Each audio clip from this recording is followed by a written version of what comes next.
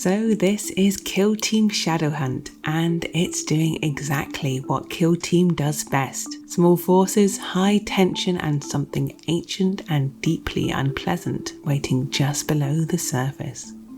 Officially, this is Adeptus Auritus versus the Chaos Space Marines. Unofficially, it's about dread, prophecy, and why digging into Necron tombs is never a good idea.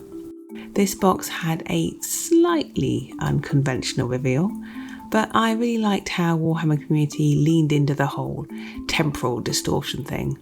It felt very on theme, very Necron, and honestly quite good humoured about the whole situation. So today, we're doing a proper unboxing. I'll crack it open, we'll go through the sprues model by model, I'll do a 360 on one of the Murderwings assembled, and we'll look at everything else in the box. First out of the box is the Murderwing, and it's very much scream first, ask questions later. These guys are built for close quarters, and you can see it straight away. Big forward motion, aggressive silhouettes, and poses that look like they're really mid-impact already basically. There's no guard stance here, it's all commitment. And I really like how this team is designed to feel like a hunting pack rather than a tidy little squad. They operate by pressure and angles. They don't need to outshoot you, they just need to make you react. They force you to start thinking about where your operatives can safely stand, because safe changes the moment something with a jump pack is allowed to pick its approach. The way I picture it narratively is they're not charging straight at you like a battering ram, they're circling, staging, and then dropping from the direction you weren't watching. You get that proper Night Lord's flavour of, you're not losing because you're weaker, you're losing because you're scared and you're making mistakes. Alright, here we go. This is one of the Murderwing jump pack operatives assembled up, and it's perfect for just working out what this team is really about. The first thing you notice is the pose. It's not just standing there looking dangerous, it's in motion. That foot up on the debris, the forward lean, the weapon held ready. It reads like the exact moment after a drop, where the engines have screamed, the prey has flinched, and now the panic starts. And that's very Murderwing. These just aren't the kinds of Chaos Marines that want a fair fight. The hunters, they thrive on fear, on confusion, on isolating targets. On Garanox, the industrial world full of doomsday cults and nightmares, that's basically home turf. It's a city on edge, with rumours and visions spreading like a sickness. And then these things start falling out the sky. Let's have a look at the jump pack as it comes around. So those twin turbines are such a strong silhouette. It's very practical, very brutal, not ornate, not ceremonial. It says, I'm here to get you, I'm not here to be admired. And the weapon choices match their energy too. This is not a dainty duelist sword, it's a big, ugly, industrial looking chain weapon. The kind of thing you bring when you want the job done quickly and messily. It's perfect for the Night Lord's angle as well, because for them, the kill is only half the point. The other half is the message, the noise, the terror, the sense that nowhere is safe. Keeping spinning, the armour detail is great. You've got these nice broad panels that will take highlights beautifully, and then you've got these smaller details like your trim lines, your vents, your studs. That will give you lots of places to add contrast and shine without making the model feel cluttered. From a painting perspective, this model just begs for dramatic lighting. The helmet and the chest are your natural focal points. If you get those crisp, the whole miniature just suddenly looks finished, even though you haven't done all the other little extras. And because this is a jump pack model, you can do really fun things with weathering. When you think about it, these are operatives who are constantly blasting through air, landing in rubble, scraping against broken masonry and industrial metalwork. So soot around the vents, heat staining, scuffed edges on the boots and knees. It makes sense, and it supports the story. And story-wise, that's the bit I like most about Shadowhunt. Both teams feel like they belong in a nightmare setting. The sisters are here to silence the Harbinger, the rogue psyker prophet whose visions are driving people mad, and the Murderwing are here because the fear itself is useful. It destabilizes, it makes people reckless, it makes defenders sloppy. And if you're looking for a source of malefic energy under a city, and a population that's already breaking down is convenient. There's also something very Warhammer about the timing of it. Everyone turns up with their own agenda. The sisters to shut down a witch, the night lords to hunt their prey, and meanwhile there's an ancient tomb complex underneath them going, "Oh, you're all so loud and so temporary." Right, this guy, this grabby lad. I love that Killteam has room for this kind of nonsense because it's not just raw damage, it's control. You finally tucked someone into cover, you finally set up your nice little crossfire, and then suddenly you're dragged out into the open. Repositioning is massive in Killteam.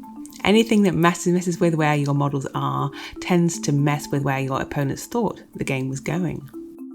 This guy is here to break your plans, to steal your objectives, to pull your people out of safety. And right after that, we've got the Predator, and this is where the Murderwing feels less like Chaos hooligans with jump packs and more like an actual hunting pack with roles. Where the Curse Claw was the Chaos comedy, the Predator feels like the ones that capitalizes, the one that appears at the exact wrong moment when you're already off balance and finishes the job. And then, finishing strong, the Chaos Lord. This is the anchor, the everyone else is feral but I'm steering the violence model.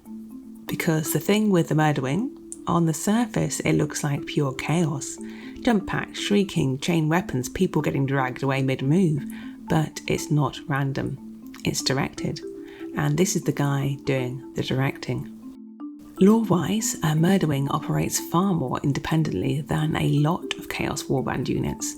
They're sent in to destabilize, assassinate, and create fear. But even a hunting pack needs a lead predator. The Lord is the one who turns a bunch of hyper-mobile killers into a plan, where the pressure goes, where the pack commits, and which target stops being a target and starts being an example. So, that's the Murderwing. Speed, fear, and a leader who turns it into a weapon. Let's cleanse the palate with the sisters who arrive with faith, discipline, and the spiritual equivalent of a big sign that says no. They have the exact opposite energy, grounded, disciplined, and absolutely not here to negotiate. They're veteran battle sisters, and they're built specifically for hunting witches. Equipped with specialist anti-psycho war gear like condemner bolt pistols that fire anointed stakes and heavy null maces filled with null field generators. Their armour is loaded with devotional iconography, so you've got talismans, purity seals, and wrought iron details. They're trained to function inside null auras, so learning to endure the paranoia, disorientation, and sickness that comes with null energy, and then turning that suffering into a tactical advantage. It's grim, very Sororitas, and the sculpts really sell it. First up, we came out with the Incidient Superior, and this is your anchor model for the team, the one that makes the rest feel like a disciplined unit rather than 9 individuals having separate religious experiences. You can see in the pose, controlled, purposeful, very we're here to do the job and the job is heresy. What I love is that she looks elite without being over-designed. There's a lot of iconography, but it's not random clutter. It reads like ritual kit that's been chosen for a reason. Next up we have the Warrior, and this is basically the backbone of the Incidients. This is the operative that makes a team feel like a proper unit, rather than a collection of specialists. The kit is practical, the pose is purposeful, and exactly what you want in a kill team that's meant to push forward, hold ground, and punish anything that gets too close. These are experienced sisters who have dealt with rogue psychers and heretic sorcerers before. On the board, this is the kind of operative you rely on for the unglamorous jobs. Holding a line, supporting a charge, finishing an enemy who thought they were safe. And then the Cremator. This is the we're not discussing it operative. When you've got cultists in corridors, horrors in tight spaces, and a general sense that the air itself is cursed, A sister whose job is basically purification by fire makes perfect sense. The practical answer to a very old question: what if the heresy is in the walls? Well, then you burn the walls. This one changes how the opponent plays. They stop clustering, they stop hiding in safe places and corners, they start moving earlier than they want to. And that's exactly what a disciplined close range team wants. If the enemy is moving on your terms, then you're already winning. Next up, the Censor. This one is peak Sororita's energy. It's not just I brought a gun, it's I brought the ritual. The Censor reads like the operative whose job it is to turn the whole battlefield into a hostile environment for anything psychic, blasphemous, or just generally unpleasant. And then we've got the Abjurer, and this is the one that really sells the witch hunting theme. Abjure is basically to reject, to forbid, and that's the vibe. The Abjurer is the operative that steps forward and says, nope, no powers, no tricks, no spooky nonsense, not today. So that's your atmosphere and denial pair. The Censor bringing the ritual pressure, the Abjurer bringing the anti-witch control. Right, next is the Denuncia, and the name alone tells you what she's for. Denounce is basically publicly declaring someone guilty. So she's the one who turns a shadowy, confusing fight into something very direct. You're the problem, you're the target, and you don't get to hide behind smoke, fear, or Necron weirdness. In the story of Shadowhunt, cults, nightmares, the harbingers, doomsdaying, the Denuncia is the sister who cuts through all of that and makes it actionable. There's no mystical hand-wringing, it's just judgment with boots on. Finally, the Mortis Sanctus. So she's the one that makes the whole team feel properly dangerous in close combat. She has that duelist posture, not frantic and not messy, just pretty much certain she's about to end someone. On the tabletop, this is your make it personal operative, the one you send when you need a problem removed, or when you want to challenge enemies who think they're safe behind positioning and clever play. So that's the Incidients.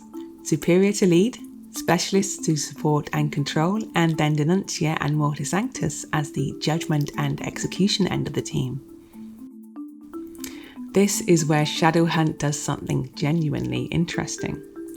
The dossier includes rules for descent kill zones, so the idea is that you divide your battlefield into upper and lower layers, and you're effectively playing across two stacked boards with entryways that let operatives to climb up or drop down between levels. And the theme here is really strong. The mission layout is designed to make you feel like you're fighting across two very different spaces at once.